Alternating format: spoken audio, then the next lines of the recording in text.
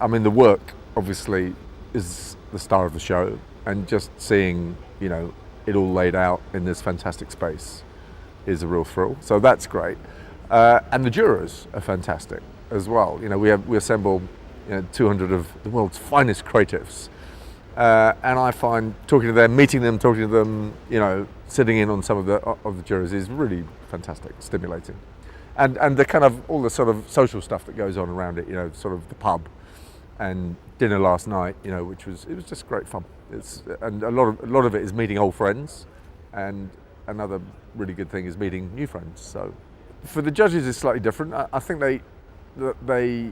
I'm sure they enjoy it, and we are really grateful to them for giving up their time in the way that they do.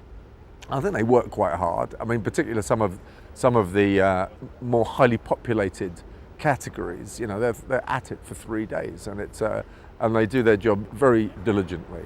But they also get a bit of time to meet people, and I think for the judges as well, there's a sort of social aspect to it, and they meet people that they probably wouldn't otherwise meet in their country or their agency. There's always the unexpected, like the ash cloud 2 years ago, which fortunately I didn't experience because my predecessor had to deal with that, but that must have been an absolute nightmare. So, I mean, it is a huge logistical exercise, this, and there's any number of things that can go wrong, and things do go wrong, but the team at D&AD is very experienced, and kind of stuff gets dealt with very professionally. The thing I worry about long term is us maintaining our reputation as the toughest and best advertising and design awards show, because it's very important for our operation. The money we make goes into education, and I want to see that. We all want to see that continuing and developing, actually.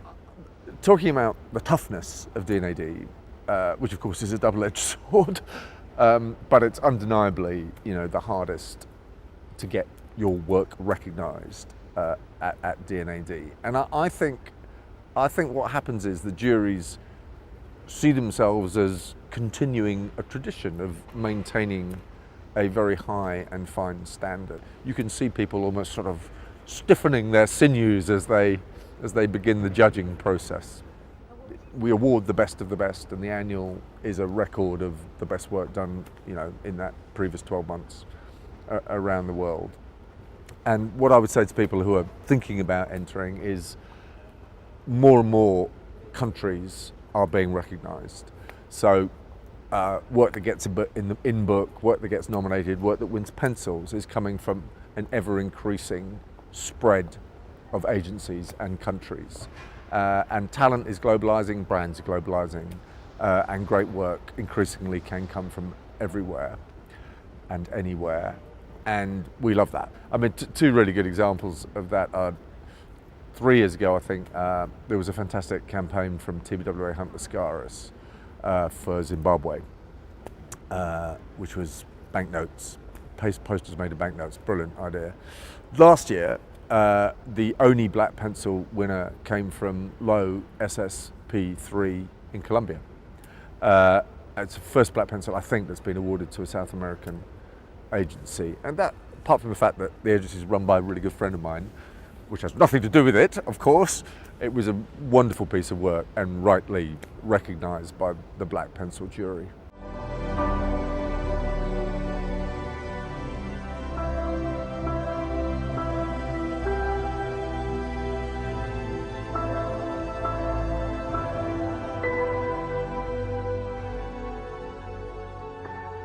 My relationship with D&AD has been that it has been a sort of metric for excellence on the business that I've worked on as an advertising professional, albeit a mere account man.